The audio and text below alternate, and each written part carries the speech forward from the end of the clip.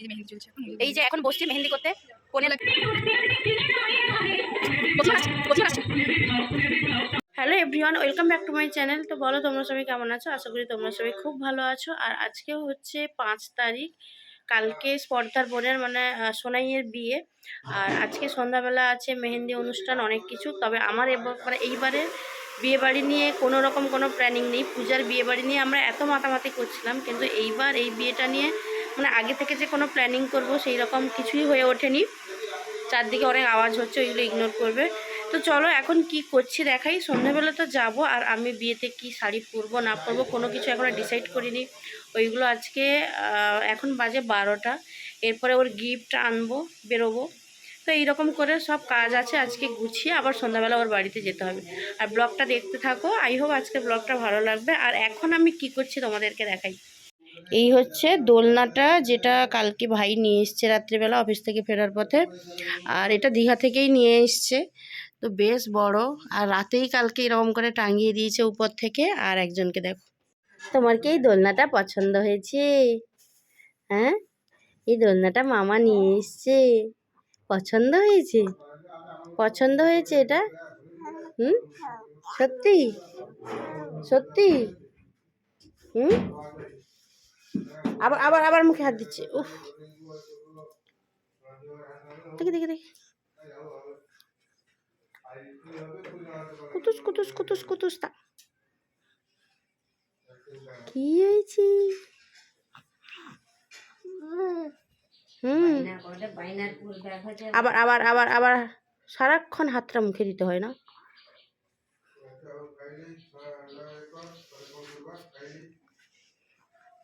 এইটা চাপিয়ে রাখো, এটা চাপিয়ে রাখতে হয়, এটা চাপিয়ে রাখো।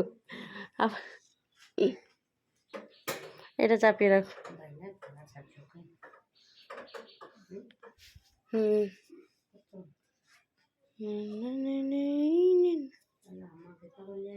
তো বাবুকে রেখেই আমি আর মন বেরিয়ে পড়েছিলাম একটু দোকানে যাব বলে, কারণ সোনাইয়ের জন্য কোনো গিফট আনা হয়নি।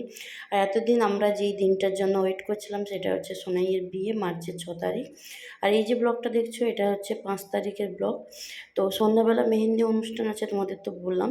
তো ওকে গিফট কী দিব অনেক দিন থেকে চিন্তা ভাবনা করছিলাম। আর এখন গোল্ডের এত দাম হাই, তো গোল্ড দিব এরকম ছোট্টখাটো যেটা নজরও নিবে না, তেমন একটা হয়তো ইউজ করতে পারবে না। ওই জন্য ভাবলাম একটা নূপুর দিই, সেটা বিয়ের পরে সরুর উপরে নূপুর দিলে বিয়ের পরে পরতে পারবে। তো এই কারণে একটা সরুর উপরে নূপুর দেখবো বলে দোকানে চলে গিয়েছিলাম। এটা স্বর্ণজ্যোতি বলে একটা দোকান, যেখানে কিন্তু নূপুর মানে রূপুর কালেকশানগুলো খুব ভালো রাখে। অনেকগুলো নূপুর আমার বেশ পছন্দ হয়েছিল, 3-4টে, ভাবলাম তোমাদের সঙ্গেও একটু শেয়ার করে দিই। দেখো প্রত্যেকটা নূপুর কিন্তু বেশ সুন্দর ছিল। আর আমি তো এই বিয়েবাড়ির জন্য বেশ কয়েকদিন বাবার বাড়িতে থেকে গেলাম। এবার বিয়েবাড়ি কমপ্লিট করে তারপর কিন্তু আমাকে আবার গ্রামের বাড়ি চলে যেতে হবে। জানো তো, এই যে আমি যখন তখন বাবুকে বাড়িতে রেখে দিয়ে একটু বেরিয়ে যাই 1 ঘন্টা 1.5 ঘন্টার জন্য, মানে টুকটাক কাজ থাকলে যেগুলো না করলে নয়। তো ও না এখন বুঝে যায় যে মা আমাকে কোথাও রেখে দিয়ে কোথাও একটা নিশ্চয়ই চলে গেছে। মানে ওর সামনে নেই, ও ওটা বোঝে।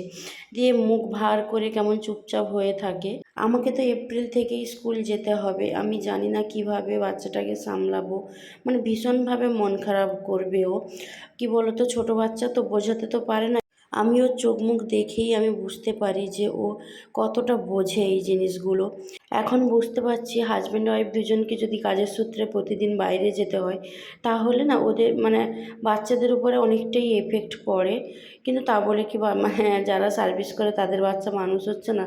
হচ্ছে তো নিশ্চয়ই, কিন্তু না খুবই প্যাথেটিক, মানে খুব কষ্টদায়ক এটা।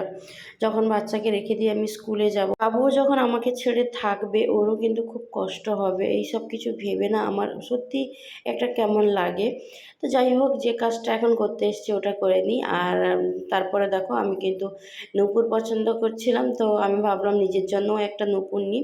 দিয়ে দেখছিলাম অনেক দিন চওড়া একটা নূপুর পরছিলাম, তো ভাবলাম একটু সরুর উপরে কিছু নূপুর দেখি।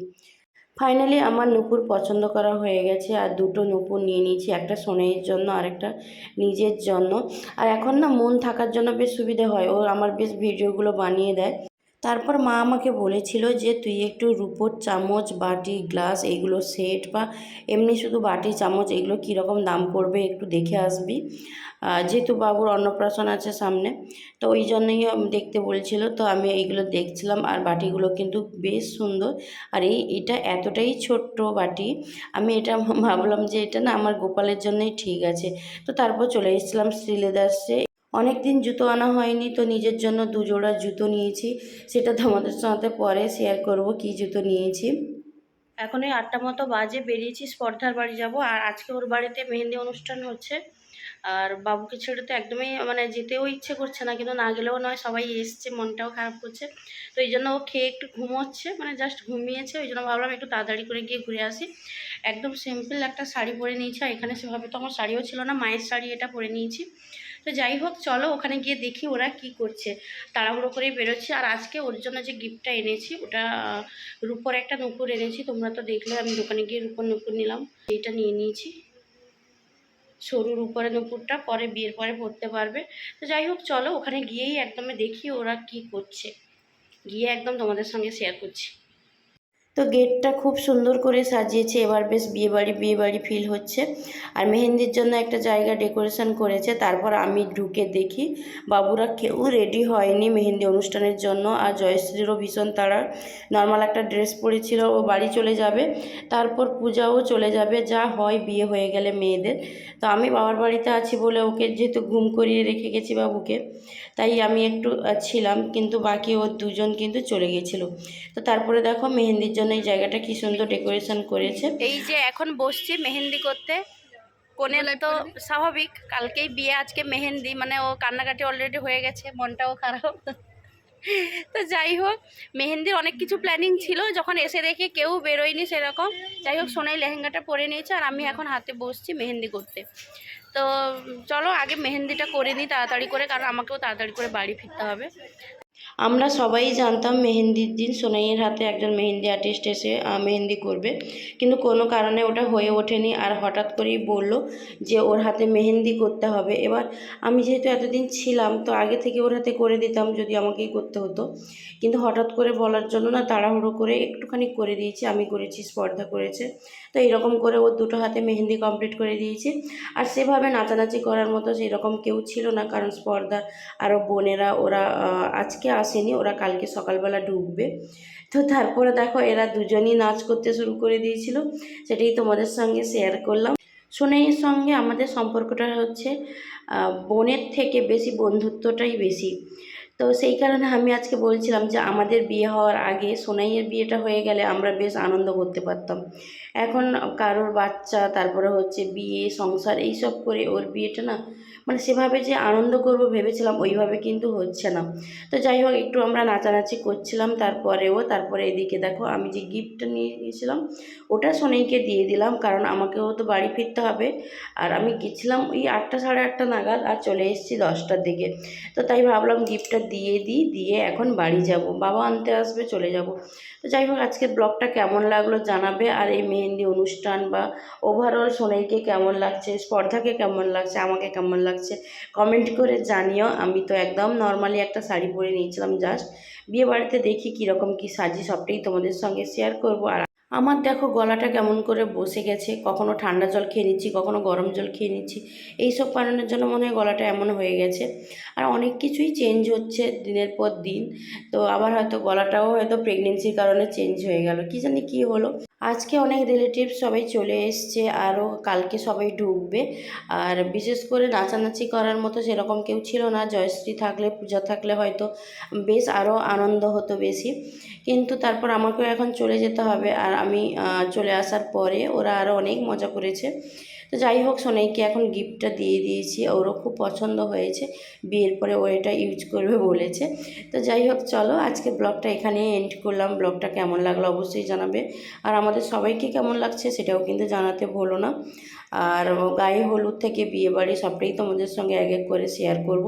তারপর এই দেখো আমরা টুকটাক নাচানাচি করছিলাম, আর ওইদিকে কিন্তু আমার বাবাও আনতে আসছে, চলে যেতে হবে। আর এই যে দেখছো না আসছে আমার মানে পেছনে, এই যে দেখালাম ওটা হচ্ছে মিষ্টি মাম, ভীষণই ভালোবাসে আমাদেরকে। সবাই একসঙ্গে হলে আমরা এত হই হই করি, মজা করি, তো মানে সে আর বলার নয়। তো যাই হোক, ব্লগটা কেমন লাগলো অবশ্যই জানাবে। যদি ভালো লাগে please do like, comment and subscribe. Tata.